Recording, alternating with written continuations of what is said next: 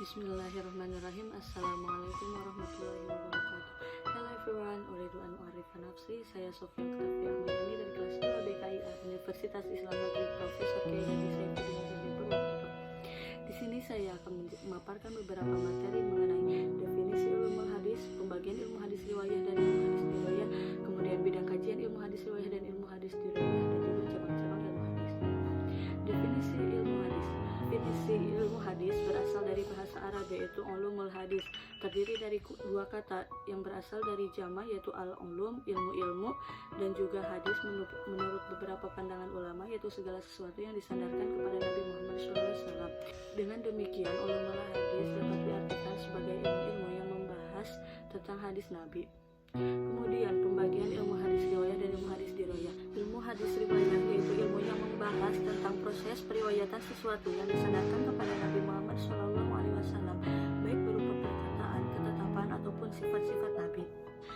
Dan juga ilmu hadis dirayah yaitu suatu kaidah ataupun permasalahan yang berfungsi untuk mengetahui diterima atau tidaknya suatu hadis, baik dari segi cara orang meriwayatkannya maupun dari segi cara periwayatannya. Kemudian bidang kajian ilmu hadis riwayah dan ilmu hadis dirayah. Bidang kajian ilmu hadis riwayah yaitu cara periwayatannya, penerimaan dari seorang rawi maupun dari rawi yang lain, dan cara peliharaannya yaitu penulisan, penghafalan ataupun pembukuan hadis. Bidang kajian ilmu hadis dirayah yaitu meneliti kelakuan para perawi dan para marwinya. Kemudian cabang-cabang ilmu hadis. Yang pertama itu ada rijalul hadis. Rijalul hadis yaitu ilmu untuk mengetahui para perawi hadis dan untuk mengetahui kapasitas sebagai perawi hadis. Kemudian ada jarh wa ta'dil. Jarh wa ta'dil yaitu kecacatan yang terdapat pada perawi hadis baik dari segi keadilan ataupun kedobitan para perawi. Kemudian ada tarikh arwah. Tarikh arwah yaitu ilmu untuk mengetahui para perawi hadis yang berkaitan dengan usaha periwayatan mereka terhadap hadis. Kemudian ada gharibul hadis. Gharib al-hadis yaitu ilmu untuk mengetahui dan menerangkan makna yang terdapat pada lafaz-lafaz hadis yang jauh dan sulit dipahami karena lafaz tersebut jarang digunakan. Kemudian ada asbabul wurud.